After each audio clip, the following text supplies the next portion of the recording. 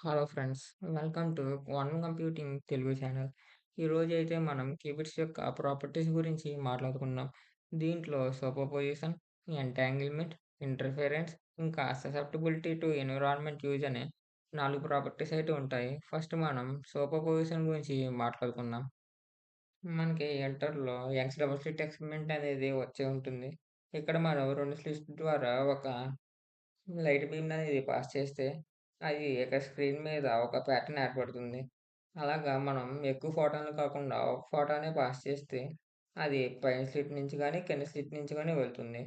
For example అది పైన slit నుంచి వెళ్ళినప్పుడు మనం దాన్ని 0 స్టేట్ అనుకుందాం.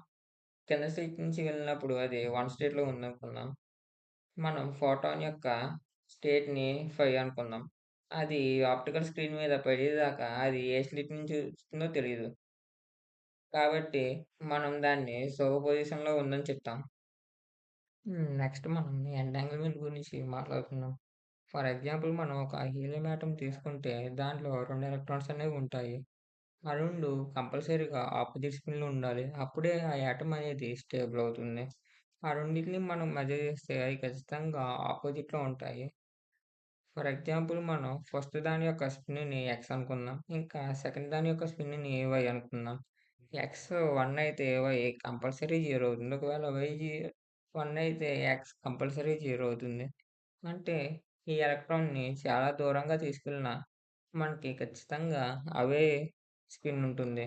దీన్నే మనం ఎంటాంగిల్‌మెంట్ అంటాం. నెక్స్ట్ మనం ఇంటర్ఫరెన్స్ గురించి మాట్లాడుకుందాం.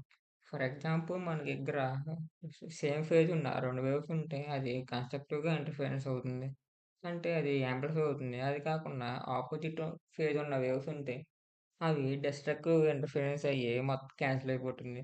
సేమ్ అలాగే ఇక్కడ మనం ఫస్ట్ వేవ్ యొక్క స్టేట్‌ని 0, +1 అనుకుందాం. అలాగే సెకండ్ వేవ్ యొక్క స్టేట్‌ని 0, -1 అనుకుందాం.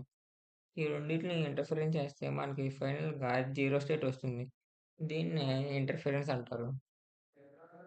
నెక్స్ట్ మనం ససెప్టబిలిటీ టు ఎన్విరాన్మెంట్ యూజ్ గురించి అయితే మాట్లాడుకుందాం.